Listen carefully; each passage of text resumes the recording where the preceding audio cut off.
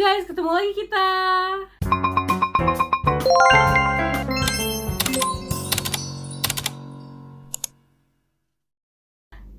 Jadi pagi ini aku akan share ke teman-teman tentang pengalaman kawan dekat aku, ya bisa dibilang udah kayak saudara saat berkunjung ke Indonesia. Nah ini menarik banget ya, karena ternyata Indonesia itu sangat berbeda dengan apa yang beliau pikirkan. Oke, kita sebut saja beliau ini F. Dan apa aja sih hal itu dan kenapa waktu itu beliau datang ke Indonesia? Menarik banget sih, aku tuh sampai tulis di buku aku. Jadi kalau teman-teman ke Gramedia terus ngeliat buku ini pengarangnya ada aku, tuh ada foto aku di belakangnya, foto tuh. Atau nggak teman-teman check out di Shopee ya. Tapi kali ini aku mau bahas tentang apa-apa aja yang bikin dia kaget, bukan alasan kenapa waktu itu dia datang ke Indonesia. Sebenarnya itu lebih seru lagi, makanya beli buku aku. Okay, so let's get started. Yang pertama, dia itu selalu ngebayangin cewek-cewek Indonesia itu seperti yang dia lihat di dating app. Jadi akses dia ke cewek Indonesia itu kan cuma dari dating app aja gitu kan. Terus dia tuh kaget kalau di Indonesia aslinya cewek Indonesia itu ternyata cantik-cantik banget gitu. Maksudnya cantiknya di sini tuh cantik yang innocent type-nya. Kalau bule itu kan cantiknya kayak wah gila cakep banget. Kalau cewek Indonesia itu menurut dia cantiknya tuh kayak apa innocent, kayak anak kecil, cute. Bule sama Asia gitu, itu bisa dua-duanya sama-sama cantik tapi beda type-nya. Terus dia bilang ternyata apa yang di dating app sama yang aku lihat cewek Indonesia itu tidak representatif ke cewek Indonesia aslinya. Terus dia bilang, iyalah Indonesia itu penduduknya banyak banget, ada 280 juta. Yang kamu lihat di dating app itu tuh cuma 0,001%. Dan dia bisa bersaksi kalau cewek Indonesia itu yang sudahlah cewek tercantik yang bisa dia lihat gitu. Karena kan selama ini dia kalau ngeliat kayak cewek Asia tuh kayak di Turki atau di Belanda, dia by the way double citizenship. Itu tuh pasti dari yang kayak Kazakhstan, Kyrgyzstan, Turkmenistan gitu. Nah dia bilang kalau orang cewek Indonesia itu lebih menarik gitu. Apa mungkin yang baru ya. Oke, next. Nah waktu itu kebetulan si F ini ke Mall Kokas, terus kayak di lantai bawahnya, di lantai yang food court banyak itu, dia tuh mau makan itu susah lewat karena orang tuh rebutan mau sholat maghrib.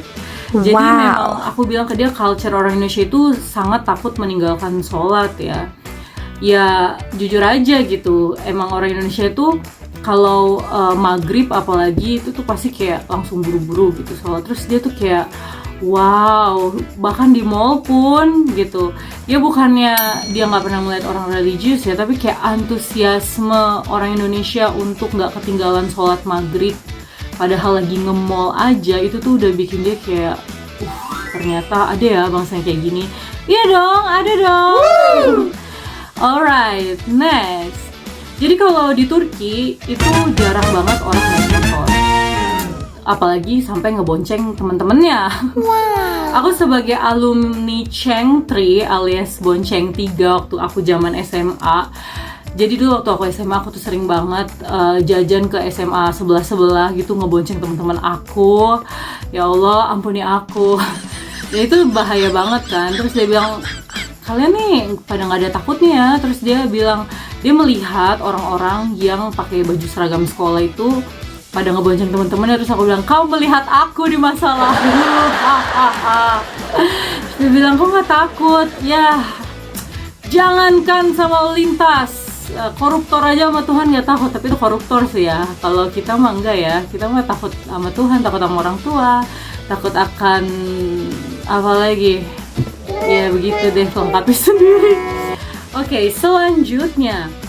Jadi seperti aku cerita di buku ini, si F ini tuh sempat ke suatu provinsi, sebut aja daerah ya. Jadi di daerah itu orang-orangnya tuh kan kayak kaget gitu kan ngelihat dia tuh bule gitu datang. Jadi dia tuh bukan orang Turki yang fiturnya Timur Tengah, karena ortu dia adalah Gojman alias imigran dari Yugoslavia gitu. Yugoslavia itu yang sekarang pecah jadi beberapa negara kayak Kosovo, Serbia, Bosnia gitu, Macedonia.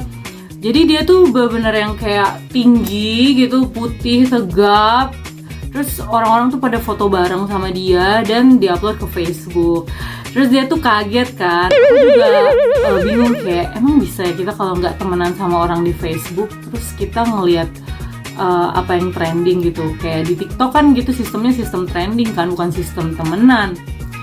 Kayak tapi mungkin bisa gitu, karena dia bilang aku kaget lihat foto aku tiba-tiba tuh ada di sosial media. Aku aja tuh nggak suka berfoto sebenarnya, tapi karena teman-teman kalian itu tapi karena orang-orang kalian itu baik dan ramah, jadi aku tuh nggak bisa say no gitu. Terus aku bilang ya udah lu kan numpang nih di rumah warga gitu, lu nggak boleh marah. Marahnya nanti aja pas udah balik ke negara lu.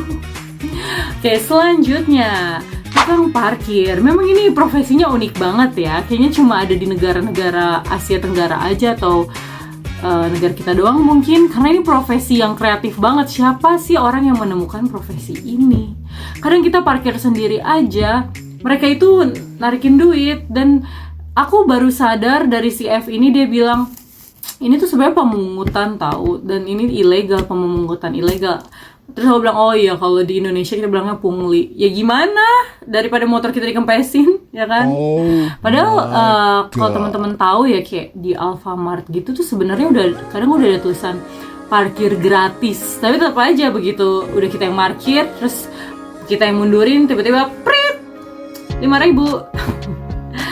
Oke, selanjutnya aktivitas yang terlalu pagi ini benar-benar membuat dia tuh nggak bisa lupa ya sama negara kita. Karena kalau di kultur orang Barat atau orang Turki juga, itu tuh nggak sopan banget kalau kita lagi tidur terus ada suara-suara. Nah terus dia bilang di Indonesia boro-boro orang mikirin gue lagi tidur gitu. Orang jam 6 aja tuh udah pada lewat-lewat, kayak jam 7, pokoknya masih pagi banget. 6-7 itu udah lewat-lewat tuh tukang lontong sayur, tukang bubur gitu. Mungkin karena kultur kita yang kayak abis sholat subuh tuh nggak boleh tidur lagi. Kalau di sini kan orang-orangnya bangunnya ya cenderung siang ya, atau mungkin mereka yang sholat subuh tuh langsung tidur lagi sampai siang. Apalagi kalau ibu rumah tangga gitu kan yang nggak pergi ke kantor. Dan dia tuh sangat kaget, kenapa ya orang kalian itu tuh melawan dunianya tuh cepet banget gitu.